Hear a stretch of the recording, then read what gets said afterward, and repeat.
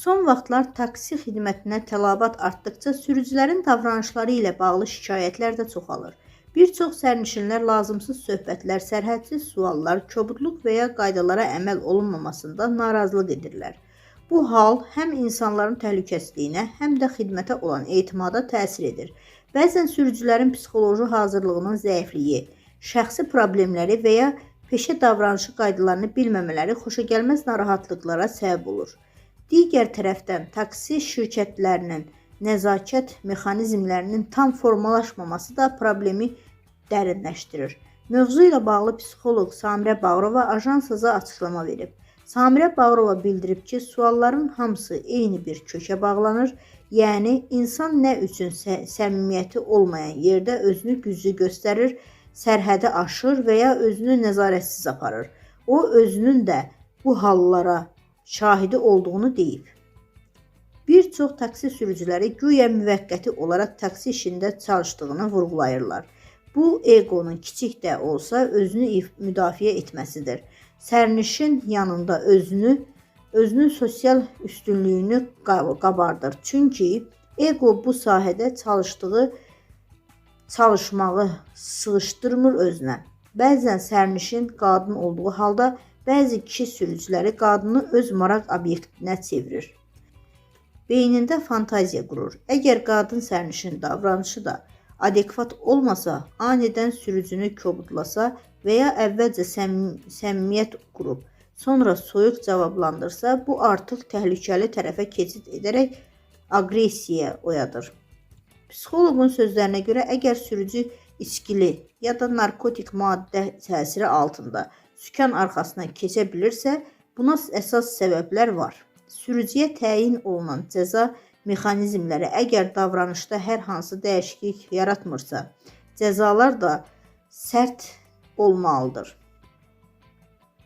Həmçinin vurğulanıb ki, bu yalnız fərdi problem olduğundan bu kimi problemlərin həlli üçün dövlət və ya təşkilat səviyyəsində və sistemli şəkildə dəyişikliklər olmalıdır. Mədəniyyət və mənəviyyat baxımından kasad olmaq isə təhsil və nəzarət zəifliyidir. Qaydanı pozan sürücü bir dəfə cəza alıb, sonra 5 dəfə cəza almırsa və cəzası pul müqabili ilə əvəz olunursa, bu mədəniyyətsizliyə görə rüşvət ödəməkdir. Fakt olaraq, şirkət sürücüləri heç bir psixoloji testdən keçmir, güya keçirsə də qeyri-ciddi şəkildə sadəcə formal məqsədlə nümayiş etdirilir. Hər kəs bir-birini aldadır. Eləcə də, əgər dövlət davranış etikası üzrə tələb və şikayətləri ciddiyə almırsa, tətbiq etmirsə, o zaman cəmiyyətdəki kobudluq normaya çevrilir. Sonra bu norma mental dəyərə dönür. Bu isə artıq dövlətin siyasət qüsuru hesab olunur.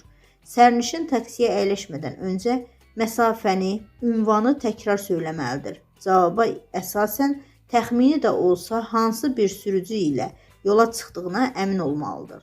Sürücü ilə kommunikasiyaya girmək istəmirsə, bunu mədəni şəkildə bildirməklə konfliktdən yayına bilər. Əks təqdirdə elə sürücünün yanında dövlət orqanlarının qaynar xətti ilə əlaqə saxlayaraq şikayətini bildirə bilər, deyə psixoloq söyləyib. Sonda qeyd edib ki, əgər taksi şirkətləri yüksək xidmət göstərilməsi prinsipini əsas götürərək bu qaydalara əsasən personalı işə alsalar, həm sərnişin və taksi şirkətlər arasında əməkdaşlıq güclənər, həm xidmət standartları yüksələr, həm də təbii ki, ictimai etimad güclənər. Amma təəssüf ki, bugün cəmiyyətdə nə keyfiyyətə, nə dəyər verən var, nə də etimadı önə çəkən. Hamı yalnız pulu düşünür, nəticəni deyil.